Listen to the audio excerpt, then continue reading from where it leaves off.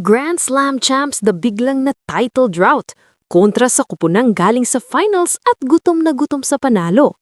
Creamline versus Zeus Coffee. Sino ang tuluyang aangat sa Week 3 ng PVL? At sino ang mababaon sa mas bikit na labanan ngayong All-Filipino Conference? Tara, himayin natin! Week 3 na tayo ng Premier Volleyball League All-Filipino Conference at talagang umiinit na ang laban. Sa PhilOil Playtime Center sa San Juan, magtatapat ang dalawang kupunang parehong gustong patunayan na sila ay legit contenders ngayong season, ang Creamline Cool Smashers at ang Zeus Coffee Thunderbells. Unahin natin ang Creamline. Alam naman natin, sila ang 10-time champions. Ito yung team na nakapag-Grand Slam dati. Pero ngayong season, may konting lamat. Galing sila sa masakit na talo kontra sa PLDT high-speed hitters. Pero bumawi agad sila nang talunin ng Choco Mucho Flying Titans in 4 sets. Ibig sabihin, buhay na buhay pa ang redemption arc ng Cool Smashers. Ang tanong ngayon, tuloy-tuloy na ba ang momentum nila? Sa papel, stack talaga ang Creamline. Nandyan si Gia de Guzman ang maestro ng opensa. Kapag siyang nag-distribute, alam mong organized at calculated ang galaw ng team. Sa wings, solid ang kombinasyon ni na Gemma Galanza, Tots Arlos at syempre ang crowd favorite na si Alyssa Valdez. Dagdag mo pa si Michelle Gumabaw na nagbibigay ng experience at stability. Sa gitna, grabe ang presence ni na Pangs Panaga, Sheena Toring at BBL. Isa to sa pinaka-strong na middle rotation sa liga. At syempre, huwag kalimutan ng defensive boost mula kay Jennifer Nierba. Kapag gumana ang floor defense nila, mahihirapan ang kalaban makabutas. Pero sandali lang, huwag nating maliitin ang Zeus Coffee. Ang Thunderbells kahit natalo sa unang dalawang laban kasama ng shocking loss kontra sa Gallery's Tower High Risers ay bumangon laban sa Akari Chargers matapos makabawi mula 1-2 set deficit. Ibig sabihin, may puso, may resilience. Oo, malaking kawalan ng injury ni AC Minor, pero hindi sila basta-basta bibigay. Leading the charge si Riza Nogales at kasama niya sa net ang promising na si Thea Gagat. Ang magiging susi dito, battle sa bitna. Kung makakasabay sila kina Panaga and Company, magiging dikitan talaga to. Setter din nila na si Chloe Mondoñedo ang X-Factor. Kapag naging creative siya sa distribution, lalo na kina Jovelyn Gonzaga at iba pang attackers, pwedeng ma-pressure ang Creamline defense. At tandaan natin, single round robin ang format ng tournament. Ibig sabihin, bawat laro sobrang bigat. Isang talo, pwedeng bumaba ka agad sa standings. At take note, kapag may team na nag-sweep ng 9 games, automatic semi-finalist agad. Sa ngayon, may mga team pa na walang talo tulad ng NextLed at PLDT. Pero hiwalay muna yan. Ang focus natin ngayon, momentum. Creamline, gustong patunayan na hindi pa tapos ang dinastiya. Zeus Coffee, gustong ipakita na hindi lang sila underdog, kung hindi tunay na contenders. Prediction? On paper, lamang ang Creamline dahil sa lalim ng lineup at championship experience. Pero kung magiging consistent ang Zeus Coffee at makakapag-dictate sila ng tempo, pwedeng maging 5-set thriller to. At sa totoo lang, ito yung klaseng laban na hindi mo gustong palampasin. Kasi dito natin makikita kung sino talaga ang legit sa early stretch ng conference. Kayo, ano sa tingin ninyo? Makakabawi ba tuluyan ng Creamline at magsisimula na ang panibagong championship run? O Zeus Coffee na ba ang bagong pasabog ngayong conference? Comment nyo sa baba ang prediction ninyo at final score guess. At kung gusto nyo ng mas marami pang PVL breakdowns, analysis at mabilis na updates, don't forget to like, subscribe, at i-hit ang notification bell para lagi kayong updated.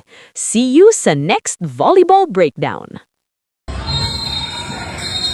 Rolling back to Honolulu, just to get to Maui, Maui, Maui, Maui.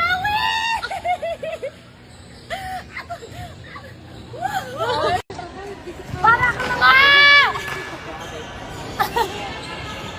Sabi dyan! Isa pa ako. Medyo mas mataas. Kaya mo ba? Kaya niyo ba yan? Ready? 1, 2, 3. Di, wag mong bibidyohan yung kamay ko, Bea.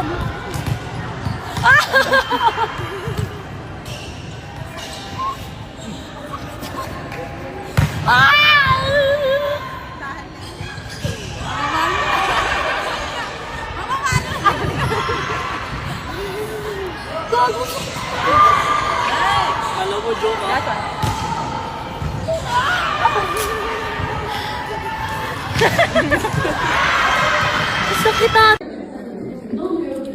Hindi ako marunong ah. Kinamay. Hindi ako marunong. Okay lang yan. Basta mabusog ka. Ano? Sarap. Gutom ka, gutom? Perfect, perfect. So refreshing. Refreshing. Inuto mo na naman si Ethan. May kalokohan ka na naman. Talaga naman si Buding. Pinagulas mo lang yata sa akin yung basagan eh. Pinatikim mo sa iba tapos sa amin hindi. Grabe talaga. Ha! Hala! Ha! Hala! Wow! Wow! Ang pinakasikat sa tanan. Ay, kita. Walang carefully na. Funny girl, order. Nagbintangan din ako, hindi ko nga alam. Baka nasa taas ng aircon. Uy, lumakit ka ata eh. Oh, labas niyo na! Ilabas nyo na ang simple galing. Ang turotot mo, hindi na ako sa baon. Ay! Testing lang, testing lang. Ay, mahinang nila lang siya kay Parin. Alis mo, di ba, Itan? Di, bawal ibibigil. Kulitan nga lang. Okay lang yan, Itan. Surprising my teammates for Valentine's. QR code! Ano to? Senji ka. Pwede yan. Jazz! Akala ko naman! Ako naman! Maganda na idea yan! Beshi, happy Valentine's. Kanino ito? Ito! Mister! Happy Valentine's! Ay, thank you! Ay, puta! Nakakainis! Nakakainis ka, Ate Jazz! Ayoko niyan. Parang may bayaran dyan. Dun. Kape. Barbs! Happy Valentine's! Senji ka. Sobrang kapal ng test mo. Na para bang... Bangsi! Ay, may something! Dumbbell. Happy Valentine's! Send na po! Solid black kasi siya. Happy Valentine's Day! Thank you, Jack. Kala ko may... Happy Valentine's! Send QR! Ayos, kala ko talaga.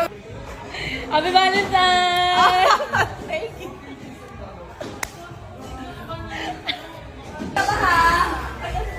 Happy Valentine's, Ron! Ba't hindi mo pangalan?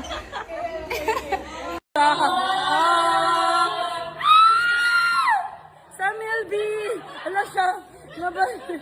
Kinilig! Oh my God! I know! I-reveal ko to kapag nasa farm ka na.